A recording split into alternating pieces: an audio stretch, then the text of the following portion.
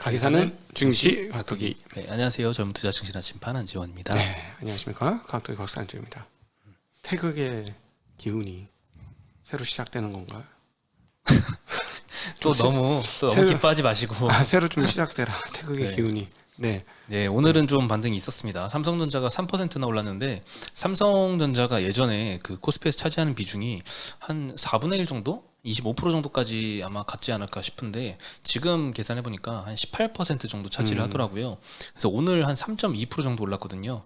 계산해 보니까 한 거의 0.6% 정도 가까이는 삼성전자가 좀 끌어올렸다. 그래서 코스피는 1.8% 올랐지만 삼성전자가 굉장히 큰 역할을 해줬던 것 같고요. 뭐 하이닉스나 기타 뭐 반도체 다 많이 올랐으니까 사실 오늘 반도체 업종이 가장 좋았습니다. 네. 사실은 운용자들 입장에서 겁나는 시장이 이제 잘못하면 벌어지는 거죠. 삼성전자의 반등이 이렇게 세게 나오면 블랙홀 역할을 하면서 거의 대부분의 운용자들은 언더퍼폼을 할 수밖에 없는 액티브 운용자들은 갑자기 18년도, 17년도에 그 암울했던 기억이 떠오르는 날이긴 했습니다. 반등해서 좋긴 했지만. 네. 그때는 사실 장 오를 때 스트레스를 많이 받았죠, 매니저들이. 뭐 무조건 언더퍼폼이에요. 삼성전자를 비중만큼 채우지 않았으면. 네. 네. 근데 요즘에 이제 블룸버그 통신에서도 오늘 이제 삼성전자 이제 바닥 찍은 게 아니냐, 여러 해치 펀드에서 사고 있다 이런 뭐 소식이 나오긴 했거든요. 네. 근데 오늘 삼성전자가 실적 발표를 했잖아요. 14조 원 영업이익 발표를 했는데 컨센보다 한 4%대 정도 미달을 했어요. 정말 오랜만에 미달이었죠. 컨센 대비. 네, 항상 어닝 서프라이즈를 냈었는데 그때마다 주가 빠지더니 어닝 쇼크 내니까 주가가 오르네요. 네, 뭐 쇼크라고 표현하기 조금 애매하긴 하지만 원화 환산으로까지 해보면 사실 많이 빠진 거죠. 그냥 원화가 한 거의 한 8% 이상 저 작년에보다는 8% 이상 올랐으니까 8%가 올랐으면 작년하고 쌤쌤인 거잖아요. 따지고 보면. 예. 그런 식으로 따져보면은 원화 환산 수익은 사실은 쇼크가 맞기는 하죠. 네. 그래도 컨센은 오랜만에 미달을 했는데 외국인은 그래도 순매수를 오늘 좀 많이 했습니다. 1,500억 정도 사면서 오늘 외국인이 코스피에서 1,500억 정도 샀거든요. 삼성전자를? 아니요, 이제 일단 삼성전자도 1,500억 정도 샀고 네. 코스피 전체에서 산 것도 한 1,500억 정도가 됩니다. 삼성전자만 산 거네. 딴 건 팔았네. 뭐 총량으로 보면 그렇지만 딴 거 네. 뭐 산 것도 있고 판 것도 있고 해서 네. 뭐 그쵸. 사실 삼성전자 삼성전자 한정사 이게 무서운 거지 이게. 무서운 거죠. 2018년에 이래가지고 아주 언더퍼폼했어요. 그때 아주 정말 머리를 지끈지끈 막 만졌던 기억이 납니다. 네. 그래서 환율이 아까는 좀 1290원 한 중반대까지 좀 하락을 하다 싶더니 도로 올라가더라고요. 그래서 네. 1299.8원 뭐 거의 1300원 가까이 해서 뭐 크게 뭐 환율은 안정되지 않는 모습을 보이고 있습니다. 네. 네, 오늘 많이 오르니까 개인 투자자는 코스피에서는 4,700억 정도 매도를 했고요. 코스닥에서는 그래도 400억대 매수를 했습니다. 오늘 기관이 코스피에서 한 3,100억 정도 많이 담았습니다. 아시아 시장은 일본이 한 1.5% 정도 올랐고요. 홍콩이랑 상해는 거의 보합해서 왔다 갔다 하는 것 같고요. 대만이 오늘 2.5%나 올랐습니다. 네. 역시나 TSMC가 아까 제가 장 끝날 때는 안 봤는데 한 5% 정도 오르더라고요. 장중에. 삼성 때문에 자극받은 모양이네. 네. 네, 반도체가 오늘은 다 좋았습니다. 미국 반도체도 오늘 좋을까 싶네요. 네. 네, 역시나 이제 미국 10년물, 2년물 이 장당의 금리 격차는 OBP 정도 역전된 상태로 계속 유지하고 있습니다. 이번에는 좀 단기간에 끝날지 아니면 이렇게 역전 기간이 오래 생각보다 이어질지 한번 팔로우업 해보겠습니다. 업종별로는 이제 기계 섹터가 거의 4% 가까이 상승을 했는데요. 원전주들이 많이 올랐습니다. 한신기계 11%, 두산에너빌리티 7%, S&T에너지 5.5%. 텍소노미의 이제 원전과 천연가스를 EU에서 포함하기로 결정을 한 게 영향을 좀 미쳤고요. 예. 그리고 요즘에 의약품 섹터 굉장히 연속으로 계속 좋습니다. 미국 시장이 좋아요. 네. 미국에서도 그 바이오테크인가요? 네. 52주 최고가. 릴리하고 주요한 몇몇 기업들이 52주 신고가를 내고 있어요. 네. 바이오테크 지수는 고점은 아닌데 바이오 지수하고 의약 지수들이 굉장히 많이 제약 회사들의 주가가 높습니다. 네. 요즘 한국 시장에서도 이제 바이오 섹터들이 좀 주가가 좋은데요. SK 바이오사이언스는 최근에 이제 코로나 확진자가 다시 이제 유행을 할 것이다 이런 전망도 나오고 확진자로 좀 증가하고 있는 추세를 반영해서 좀 계속 오르고 있는데 오늘 베이징에서 중국에서 최초로 11일부터 공공장소에서 백신 의무화를 시행을 했습니다. 네. 여러 가지 뭐 요인들이 겹쳐서 코로나가 다시 재발되지 않을까 이런 우려가 좀 커지고 있습니다. 그래서 백신 국산 백신 1호 식약처 허가를 받았던 SK 바이오사이언스가 오늘 14% 급등했고요. 그다음에 일동홀딩스, 일동제약도 10%, 7%대씩 상승을 했고, 뭐 진원생명과학, 녹십자 이런 데도 6%씩 상승해서 의약품 섹터가 2위를 기록을 했고요. 그리고 삼성전자가 속한 전기전자가 3위를 기록을 했습니다. 뭐 태양광 모듈하는 현대에너지솔루션이 8%, 대덕전자 6%, DB하이텍 4%, 삼성 SDI 3.6%, 삼성전자 3.2%, 하이닉스 2%. 오늘은 전기전자 섹터가 오랜만에 좀 상위권을 기록을 했고요. 4위 섬유의복도 FNF가 3.4% 오르면서 4위를 기록했습니다. 네. 그리고 이제 빠진 것들 얘기를 하면요. 사실 증권주가 제일 안 좋았는데 그래도 증권 섹터가 한 0.4% 올랐습니다. 뭐 유진투자증권, 유안타, 미래에셋, 교보증권 이런 데는 뭐 소폭 한 1% 내외 마이너스를 기록을 했는데 코스피 거래대금이 지금 오늘 한 7조 5천억 정도 많이 떨어졌더라고요. 네. 이게 지금 7, 8조 계속 왔다 갔다 하거든요. 7월 5일에는 뭐 6조 때도 잠깐 찍었었고, 네. 21년도 9월 달에는 이게 15조 원까지 나왔습니다. 지금 이거는 코스닥 빼고 제일 얘기하는 겁니다. 제일 좋을 때죠. 네. 네, 코스피만 봐도 지금 거의 뭐 반토막 났습니다. 작년 9월 대비해서. 진짜 최고로 안 좋았을 때 양식 합쳐서 8조 원가까지 거래됐던 거 기억이 나는 것 같은데 좀 옛날에. 네. 그래서 아무래도 이제 증권사 비즈니스 중에서 이제 브로커리지 비즈니스 비중이 많이 줄긴 했지만 그래도 크잖아요. 네. 그래서 뭐 오늘 키움증권도 목표가 하향 리포트가 나왔던데 이 브로커리지 수수료도 좀 줄어들고 그것뿐만 아니라 PI 직접 투자하는 거 있죠, 증권사에서. 그건 많이 깨졌겠지. 예, 자기 자본 계정에서 투자하는 것도 뭐 채권도 깨지고 지금 주식도 깨진 그럼요. 상태니까 양빵 다 깨졌죠. 예, 거기 손실도 추가 반영해서 2분기 네. 실적도 별로 이렇게 좋지 않을 걸로 전망을 하고 있습니다. 의외로 기관 투자자들 손실폭이 크다는 얘기가 자꾸 전해집니다. 시장 대비 더 떨어졌다는 얘기들. 네. 그렇죠. 예. 네, 잘 방어를 한 부분도 있는 것 같은데 깨진 데는 정말 뭐 시장보다 훨씬 더 깨진 쪽도 있고 천차만별인 것 같습니다. 네. 네, 그리고 통신주가 그동안 잘 방어주 역할을 했는데 이번 같은 상승장에는 그냥 좀 재미없었습니다. SKT 보합, LG 플러스, KT는 0.4%, 1%씩 올랐는데요. SKT는 이제 8월에 MSCI 편출 가능성도 있습니다. 외국인 한도가 많이 찼죠. 네. 음식료 섹터가 항상 상위를 기록하다가 오늘같이 좋은 장엔 또 3위, 하락률 3위를 기록을 했는데요. 동원 F&B 거의 마이너스 3%, 삼양식품 마이너스 1.8%, SPC 삼립 마이너스 1.2%, 농심 마이너스 0.7%. 뭐 삼양식품 SPC 삼립 같은 경우에는 주요 원재료가 이제 소맥인데 소맥 가격이 많이 떨어지면서 최근에 좀 방어주 역할을 잘 했잖아요. 네. 주가도 좋았는데 소맥 가격이 뭐 오늘은 조금 오르더라고요. 그래서 뭐 그런지 그동안에 뭐 많이 올랐으니까 볼 거 없지 뭐. 다른 거 사야지 떨어진 거. 네, 그런 흐름 아니겠습니까? 예. 그렇죠. 네, 그래서 오늘은 사실 반도체가 제일 좋았습니다. 네. FOMC 의사로 아침에 말씀해 주셨겠지만 뭐 크게 뭐 별 내용이 없더라고요. 네. FOMC 의사록에서 제일 중요한 얘기 하나를 찾아보면 어디 있죠? 네, 잠깐 그 부분 말씀드리면 마지막에 했던 이 얘기입니다. 다수 구성원이 생각하는 연준이 직면한 중대한 위험은 신뢰도 문제다. 시장과 경제 주체들이 중앙은행의 물가 안정 노력에 의문을 가지기 시작한다면 인플레이션은 고체가 될 수 있다. 이 얘기가 아주 가장 중요했던 얘기 같습니다. 제가 보기에는. 네, 그래서 인플레 잡기 열심히 잡겠다. 네, 이 얘기죠. 인플레이션을 그대로 둘 수 없다. 왜냐하면 시장이 지금 우리를 신뢰 안 하는 듯하다라는 얘기를 했기 때문에 맛을 보여줄게 하는 느낌이죠. 요것과 관련해서 저희가 따로 좀 대담을 준비할 겁니다. 박종현 박사하고 대담을 준비할 거고 다음 주중과 주말에 여러분 만나게 될 것 같습니다. 네. 네. 그리고 이제 또 하나 이제 의사록에서 이제 1분기에 GDP 성장률이 좋지 않았잖아요. 근데 1분기에 위축 후에 2분기에는 좀 완만한 증가를 전망을 하고 있다는 것도 좀 긍정적이었던 것 같고요.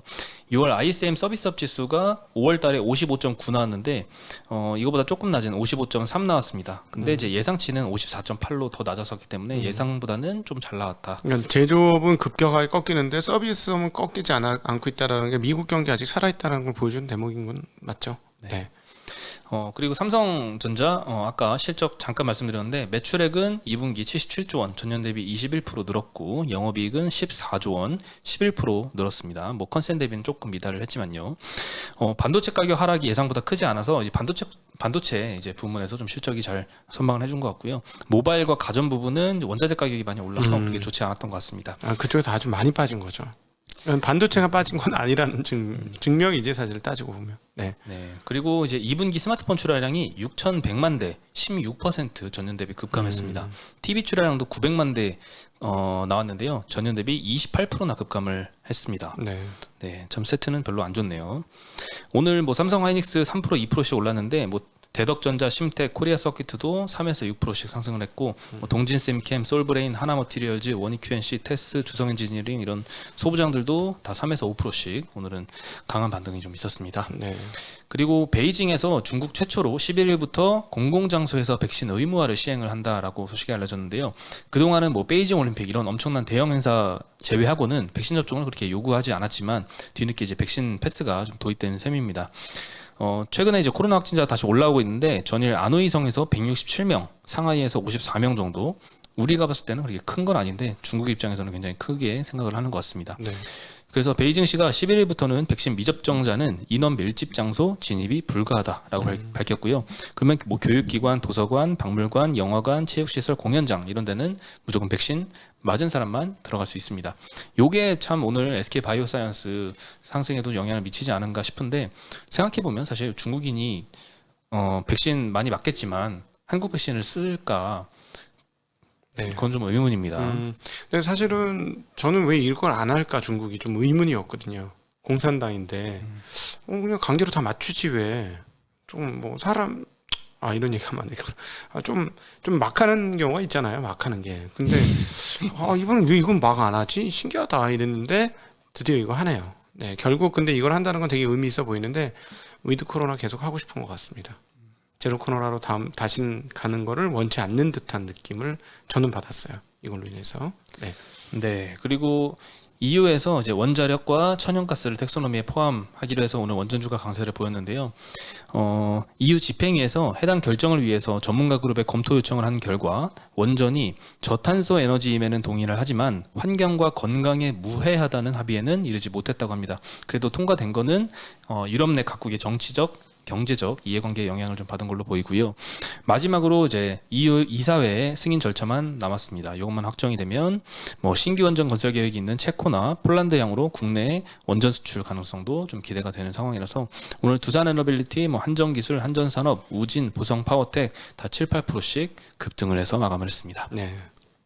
그리고 철강 쪽은 계속 안 좋은 얘기가 좀 들리고 있습니다. 오늘 NH증권에서 현대제철 목표가를 56,000원에서 43,000원으로 23% 정도 하향을 시켰습니다. 요즘 목표가 하향이 굉장히 많이 나오고 있는데 목표가 하향이 나와도 주가가 그렇게 빠지지는 않는 모습이 조금씩 이제 나오는 것 같습니다. 네, 올해 상반기까지 실적은 누구나 예상하듯이 잘 나올 것 같다. 하지만 글로벌 철강 가격이 지금 계속 하락세기 때문에 하반기부터는 이익 감소할 것이다 라고 보고 있고요. 국내 열연 유통 가격이 최근 한 달 동안 8%가 하락을 했고 중국의 열연 유통 가격은 12% 하락하면서 국내 고로업체들의 가격 인하가 이어질 것으로 전망을 하고 있습니다. 열연 같은 경우에는 6월, 7월 각각 톤당 5만 원씩 인하를 했고요. 내년은 7월 달에 톤당 7에서 10만 원 정도 인하한 것으로 알려졌고요. 2분기 영업이익은 뭐 잘 나오겠죠? 자동차 강판 가격 인상을 했죠. 15만 원씩 인상을 했고 조선용 후판 가격도 10만 원 인상했는데 이걸 반영해서 일단 2분기 영업이익은 컨센을 좀 올렸습니다. 8,075억이 컨센인데요. 8,500억이 나올 거다라고 전망을 했고요. 다만 하반기에는 1조 140억 전망을 했는데 컨센이 지금 1조 2천억 정도로 형성이 돼 있습니다. 네. 컨센 대비 한 20% 정도 20% 좀 안 되게 낮게 형성을 했고요. 그리고 채권 가격 인하 기조를 반영해서 이게 하반기에만 그치는 게 아니라 23년도 영업이익도 생각보다 낮게 전망을 하고 있습니다. 컨센이 지금 2조 3,500억인데 한 30% 정도 미달하는 1조 6천억을 전망을 하고 있습니다. 그래서 22년도 기준으로 보면 PER이 3배, 굉장히 싸 보이지만 23년도 기준으로 하면 6배 정도 생각보다는 그렇게 싸 보이지 않는 수준까지 지금 이익이 떨어지기 때문에 멀티플이 올라가는 상황이 발생하고 있습니다. 현대제철 포스코는 그래도 오늘 빠지진 않고요. 보합세 정도 유지해서 마감을 했습니다. 네, 현재 현대제철 4조 3,500억 정도 되는 시가총액을 가지고 있죠. 네. 네, 그리고 서울시에서 지금 둔촌주공 사태에 대해서 중간다리 역할을 잘 지금 하고 있는 것 같습니다. 지금 합의가 좀 많이 되고 있는 것 같은데 지금 공사 중단 84일째인데 재건축 분쟁 지금 9개 쟁점 중에 8개는 합의가 됐다고 합니다. 그래서 서울시가 양측을 한 10여 차례 가까이 만났다고 해요. 네. 그래서 어느 정도 합의에 이르렀고 마지막으로 상가 분쟁, 이것도 굉장히 큰 분쟁 중에 하나인데 이것과 관련해서는 아직 합의가 안 됐지만 그래도 얼마 전까지만 해도 우려했던 최악의 상황은 좀 피한 모습인 것 같고요.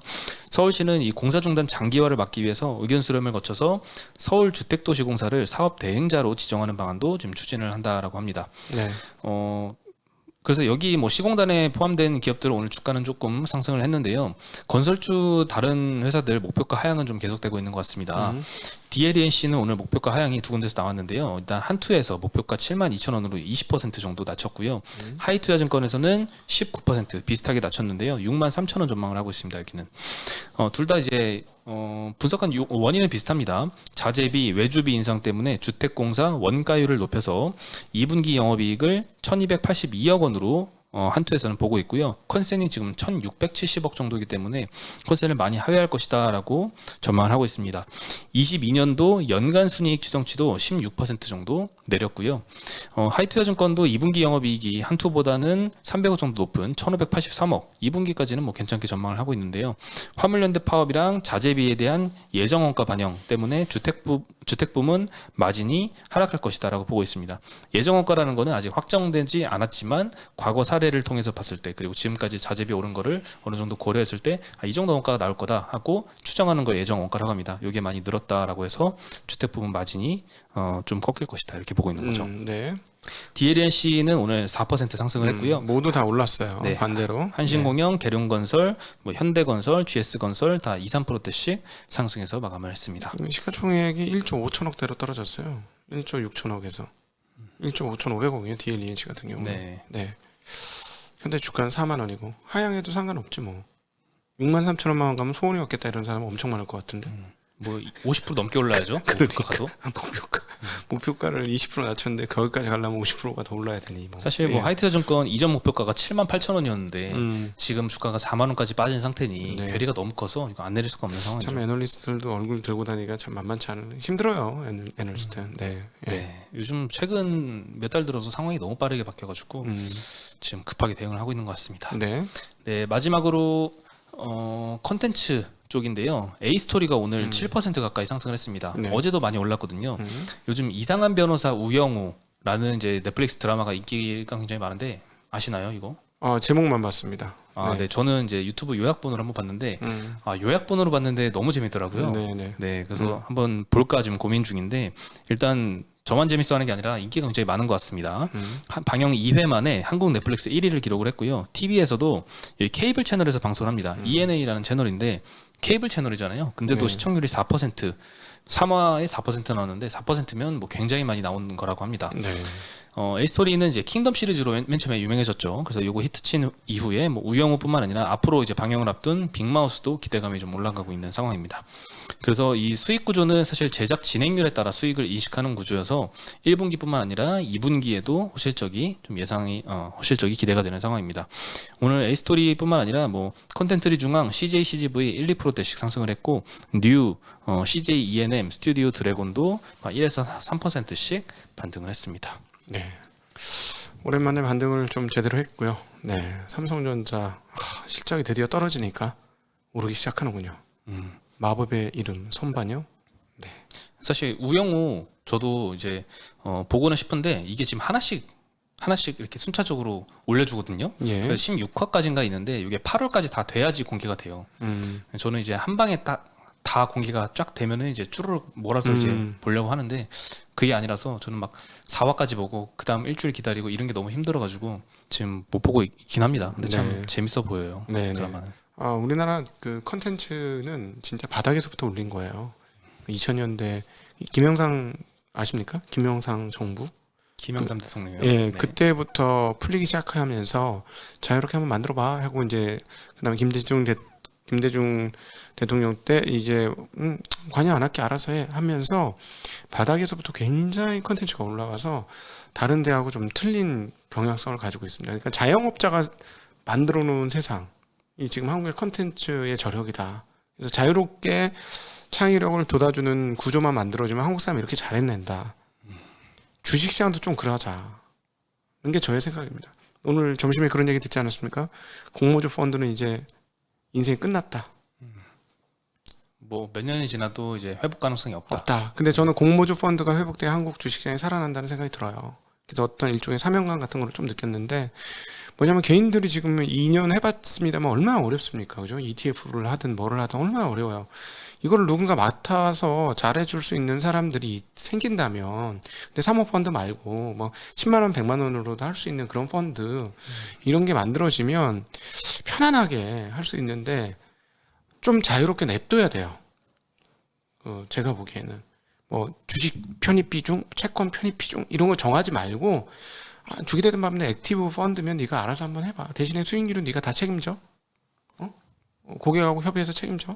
뭐 물어내라는 건 아니겠지, 그렇지? 하여튼 그런 문화를 좀 만들어야 이렇게 팔딱팔딱 뛰는 펀드 매니저들도 나오고 운용자들이 나와서 그런 걸 만들어주면 일반인들이 얼마나 편하게 저기 잘해, 그냥 시장보다 항상 잘해, 뭐 떨어질 때 좀 떨어지지만 좀 괜찮고 올라갈 때는 조금 더 올라가서 그냥 우리 노후 좀 괜찮을 것 같은데 한번 돈 좀 맡겨보지, 뭐 이런 게 생겨야 좀 시장이 활성화되고. 그런 세력들이 만약에 있었다면 한 20%만 있었다면 시장에 이번 이렇게 하락 많이 안 했을 것 같아요.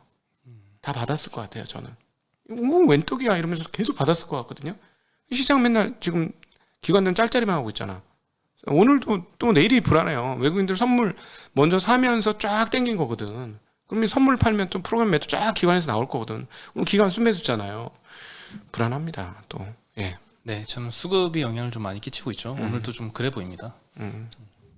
문화가 좀 바뀌었으면 좋겠습니다. 이런 컨텐츠처럼 주식 투자, 금융 이쪽도 좀 창의성이 발휘되는 그런 세상이 왔으면 좋겠어요. 네, 물론 법규를 지켜가면서 해야 되겠죠. 뭐 루나 코인처럼 그렇게 되는 일은 없도록 법규를 지켜가면서 하는 그런 최소한의 그 법적 장치만 잘 해주시면 톡톡 튀는 사람이 많이 나올 수 있지 않을까. 잘하는 사람은 전부 자기 돈만 하잖아. 우리나라는 아주 왜곡된 시장이에요. 그런 측면에서 수급이 너무 안타깝습니다. 네, 네, 저희는 그러면 여기서 인사드리겠습니다. 네. 안녕.